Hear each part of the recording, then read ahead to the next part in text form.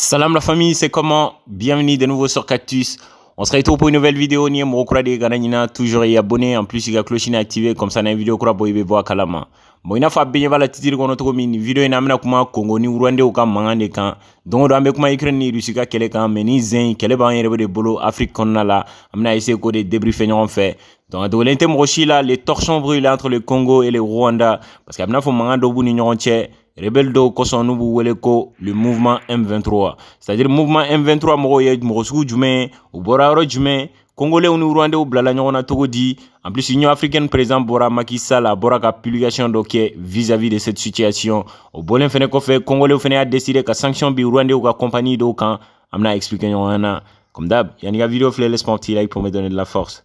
Et c'est parti pour la vidéo.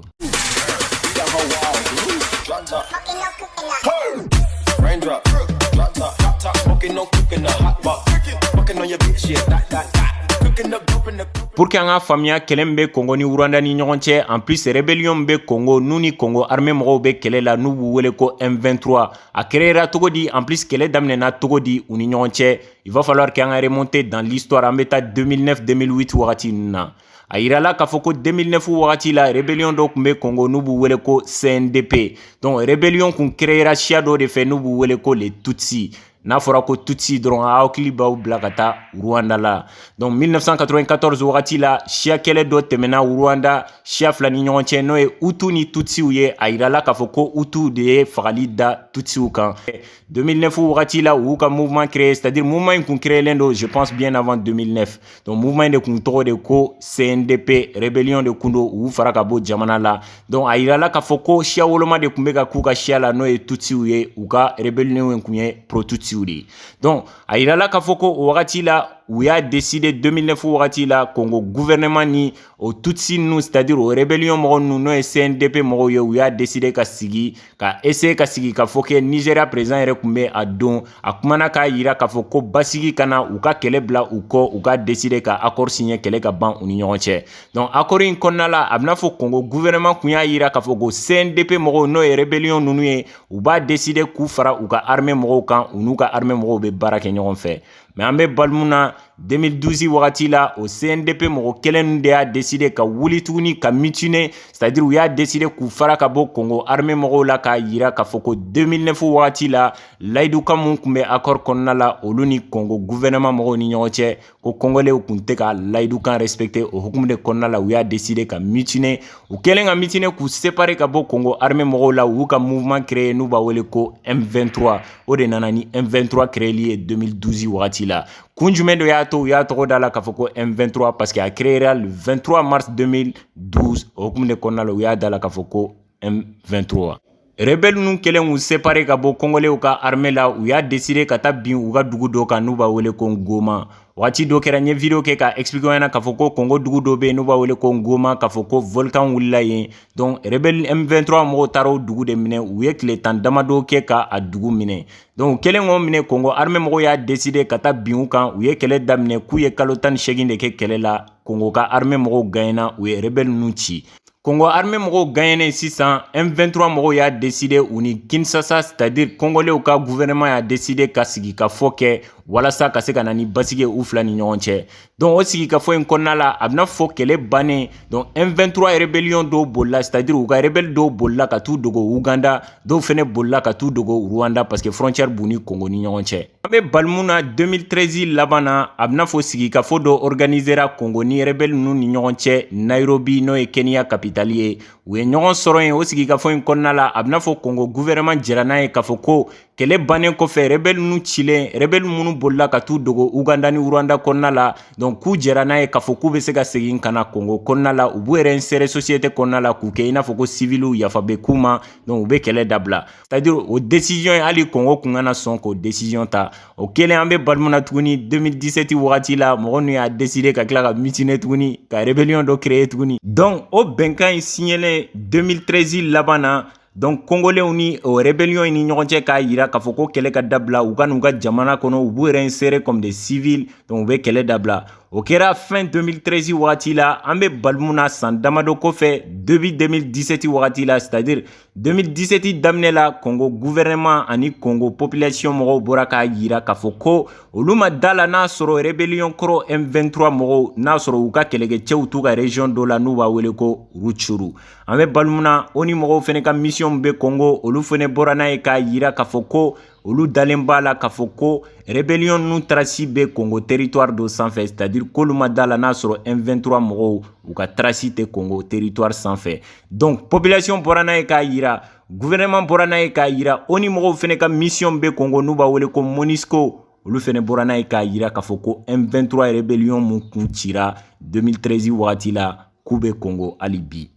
Donc o kelen sisan 2017 wagati la mankan kalmera, an bɛ balimu na 2021 kɔnɔna la, c'est-à-dire novembre 2021 kɔnɔna la, u ye M23 mɔgɔw accusé k'a fɔ k'u taara bin Congo armée mɔgɔw dɔw kan o région kelen in kɔnɔna la n'u b'a wele ko Rutshuru. O kelen sisan M23 mɔgɔw tilala ka bɔ tuguni k'a yira k'a fɔ ko bɛnkan mun signena olu ni Congo gouvernement ni ɲɔgɔn cɛ 2013 wagati la Kenya capitale la n'o ye Nairobi ye. Donc ko Congo gouvernement m'o respecté le fait que u y'a yira k'a fɔ ko olu ka rébellion mɔgɔ minnu tora, c'est-à-dire Rwanda ni Uganda kɔnɔna la kɛlɛ bannen u ni ɲɔgɔn cɛ 2013 wagati la minnu bolila ka t'u dogo Rwanda ni Uganda kɔnɔna la, le fait que Congo gouvernement a yira k'a fɔ k'u bɛ taa mɔgɔ ninnu nɔfɛ ka na n'u ye u ka jamana kɔnɔ k'u réinsérer comme des civils. Donc le fait que Congo gouvernement m'o dalakan ye respecté ko o hukumu de kɔnɔna la u y'a décider k'u ka rébellion in lawuli tuguni ka bin o dugu ninnu kan n'o ye Rutshuru ye.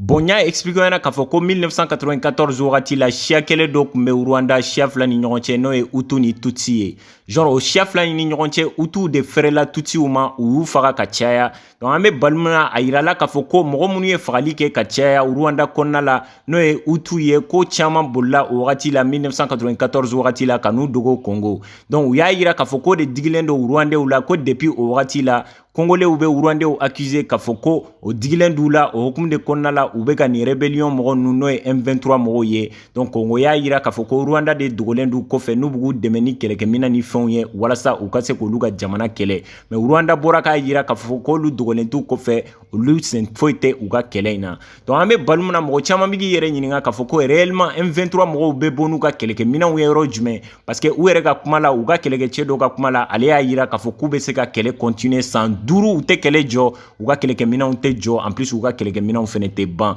O hukumu de kɔnɔna la mɔgɔ caman bɛ k'a yira k'a fɔ ko c'est-à-dire Rwanda de bɛ mɔgɔ ninnu kɔfɛ n'u bɛ k'u dɛmɛ ani Ugandew k'olu de dogolen don rébellion ninnu kɔfɛ n'o ye M23 ye walasa ka se ka Congolais kɛlɛ. Mais Rwanda bɛ bɔ waati bɛɛ ka démenti k'a fɔ k'olu t'u kɔfɛ. Wagati dɔ yɛrɛ kɛra actualité kun bɔra k'a yira k'a fɔ ko rebelle ninnu cɛla k'u ye sɔrɔsi fila minɛ a yirala k'a fɔ ko Rwandais ka sɔrɔsiw de don, mais Rwanda gouvernement bɔra k'a yira k'a fɔ ko tiɲɛ tɛ k'olu ka sɔrɔsi tɛ, en plus olu ka dɛmɛ foyi de ma di M23 mɔgɔw ma. N y'a expliqué ɲɛna k'a fɔ ko ONU mɔgɔw ka mission dɔ bɛ Congo i n'a fɔ MINUSMA mɔgɔw bɛ cogo min Mali la olu fɛnɛ bɛ Congo ten de. Genre u faralen don Congo sɔrɔsiw kan u bɛ ka rebelliw kɛlɛ. Donc u ka fɔ la u ye publication dɔ kɛ u ka Twitter sanfɛ k'a yira k'a fɔ k'u ka hélicoptère dɔ tununa Congo, mais hélicoptère in binna. Donc u ka sɔrɔsi 8 de nin tora la u y'u su ta ka taa n'u ye Congo dugu in na n'u b'a wele ko Ngoma. Donc o sɔrɔsi ninnu cɛla donc u ka MINUSCO sɔrɔsi 6 de tun b'u cɛla minnu bɛ bɔ Pakistan, kelen fɛnɛ tun b'u cɛla mun bɛ bɔ Russie ani fɛnɛ kelen tun b'u cɛla mun bɛ bɔ Serbie. Ko in mankan cayalen don tellement mercredi don tɛmɛnen le 25 mai 2022 ONU mɔgɔw ka conseil de sécurité la u kumana kan u y'a yira k'a fɔ ko rebelle M23 mɔgɔw i taara binni mun kɛ Congo dugu dɔ kan n'u b'a wele Nord Kivu, genre k'u b'a condamné quoi. Tellement rebelle ninnu c'est-à-dire M23 mɔgɔw entraînelen don en plus kɛlɛkɛminɛnw ka ca u bolo. ONU mɔgɔw ani Congo armée mɔgɔw bɛ k'u yɛrɛ ɲininka mɔgɔ min bɛ k'u armée, c'est-à-dire ONU mɔgɔw ka journée dɔ kɛra le 29 mai tɛmɛnen. Donc o question in de tun bɛ ka poser mɔgɔ caman fɛ k'a yira k'a fɔ ko réellement jamana jumɛn de bɛ ka mɔgɔ ninnu armée n'a sɔrɔ Rwanda tɛ, parce que Rwandais bɔra k'a yira k'a fɔ k'olu tɛ k'u armée, n'a sɔrɔ olu tɛ jɔn bɛ ka kɛlɛkɛminɛn ni fɛnw d'u ma walasa u ka se ka kɛlɛ kɛ tan. Le fait que ONU mɔgɔw yɛrɛ bɔra ani c'est-à-dire Congo armée mɔgɔw yɛrɛ bɔra k'a yira k'a fɔ ko mɔgɔ ninnu kɛlɛkɛminɛn yɛrɛ de b'u bolo, en plus mɔgɔ ninnu yɛrɛ bɔra k'a yira tuguni k'a fɔ ko kɛlɛkɛminɛn b'u bolo a b'olu permettre u bɛ kɛlɛ kɛ san 5 u tɛ jɔ. O kɔrɔ b'a yira réellement ko mɔgɔ ko giriman de b'u kɔfɛ minnu bɛ kɛlɛkɛminɛn d'u ma walasa u ka se ka kɛlɛ kɛ nin cogo la. An filɛ nin ye wagati min na hali bi dugu baden de bɛ Congo kɛlɛ bɛ yɔrɔ min na nin wagati in na. Fɛnɛ kɔfɛ samedi don sɔgɔma Congolais ou ka gouvernement ka porte-parole bɔra ni communiqué dɔ ye k'a yira k'a fɔ k'olu ka sɔrasiw nana ni photo dɔw ye en plus u nana témoignage dɔ kɛ olu ye mun b'a to olu dara la k'a fɔ ko réellement Rwanda de bɛ rebelle ninnu kɔfɛ n'u b'u soutenir. Congo gouvernement ka porte-parole kelen n'o ye Patrick Muyaya ye ale ka communiqué kɔnɔna la a tilala k'a yira tuguni k'a fɔ ko le fait que Congo bɔra kalama k'a fɔ ko Rwandais ka gouvernement de dogolen don rebelle ninnu kɔfɛ n'u b'u soutenir o hokumu de kɔnɔna la olu fɛnɛ y'a décidé ka Rwandais ka compagnie aérienne be n'u b'a wele ko Rwandair genre ko a interdilen do olu ka sol kan o kɔrɔ b'a yira k'a fɔ ko Rwanda avion tɛ se ka jigin Congo dugukolo kan bilen donc o bɔlen fɛnɛ kɔfɛ Rwanda ambassadeur min fɛnɛ bɛ Congo kɔnɔna la u y'a décidé k'a convoquer k'a fɔ ko fɛn b'u bolo c'est à dire kuma b'u kun n'u kan cɛ u bɛ t'o fɔ o ambassadeur ɲɛna a ka taa lase a ka gouvernement ma. Union africaine président Macky Sall yɛrɛ a décidé ka poste dɔ kɛ Twitter sanfɛ k'a yira k'a fɔ ko kɛlɛ min bɛ Congo ni Rwanda ni ɲɔgɔn cɛ c'est à dire tension b'u ni ɲɔgɔn cɛ o kɛlen don k'ale préoccupé c'est à dire o kɛlen don k'a jɔrɔ nin wagati in na et pourtant a yirala k'a fɔ ko relation ɲɛnama de tun bɛ Congo ni Rwanda ni ɲɔgɔn cɛ yanni nin ko in ka kɛ a yirala tuguni k'a fɔ ko Congolais fɛ n'u tun ye sanu bɔ u tun bɛ taa n'a ye Rwanda de raffinerie bɛ yen c'est à dire raffinerie ye yɔrɔ ye n'u bɛ sanu yɛlɛn ka yɛlɛma ka kɛ lingot d'or ye donc o raffinerie dɔ bɛ Rwanda Congolais tun bɛ taa n'u ka sanu ye yen de walasa ka se ka raffiner mais n'a nana fɔ k'a fɔ ko ni kɛlɛ in sababuya la u ka relation bɛna tiɲɛ en plus hali commerce ni fɛnw na a bɛna fɔ échange tun b'u ni ɲɔgɔn cɛ mais ni M23 ko in de nana kɛ sababu ye Congolais sigalen don Rwandais la k'a fɔ ko Rwanda président de bɛ k'u c'est à dire Rwanda gouvernement yɛrɛ de bɛ ka mɔgɔw nu soutenir walasa u ka bila Congolais la donc Rwanda fɛnɛ bɛ ka démenti k'a yira k'a fɔ k'olu tɛ an t'a dɔn n'a sɔrɔ réellement Rwanda de bɛ k'u soutenir ou soit n'a sɔrɔ mɔgɔ min dogolen d'u kɔfɛ ou soit n'a sɔrɔ mɔgɔ dɔ de bɛ yen mun bɛ fɛ ka jamana fila in bila ɲɔgɔn na n'o ye Congo ni Rwanda ye an bɛ ka jɛ ka dugawu kɛ Ala ka na ni basigi ye Afrique kɔnɔna la Ala ka na ni basigi ye diɲɛ bɛɛ lajɛlen kɔnɔna la donc Rwandais ma bɔ ka réagir fɔlɔ n'a sɔrɔ olu fɛnɛ bɛna réaction dɔ kɛ vis-à-vis de la décision des Congolais le fait que u ye suspension bin u ka compagnie aérienne kan n'o ye Rwandair ye n'a sɔrɔ olu fɛnɛ bɛna fɛn dɔ bin Congo kan ou soit an t'a dɔn n'a sɔrɔ u ka gouvernement c'est à dire u ka ambassadeur min bɛ Congo n'a seginna ka taa Kigali n'a taara ɲɛf'u ka président ɲɛna ou soit n'a n'u ye ɲɔgɔn sɔrɔ téléphone na ko bɛna kɛ cogo min n b'a essayer ka actualité couvrir ni ye fɛn dɔw sɔrɔ je vais vous le faire savoir. J'espère que a sera ka faamuya sɔrɔ ni vidéo la structuré la cogo min donc an bɛ ɲɔgɔn sɔrɔ vidéo wɛrɛ la c'était tout n'a aimé n'hésitez pas à cliquer ni bouton kan pour me donner de la force c'était Cactus prenez soin de vous et à la prochaine.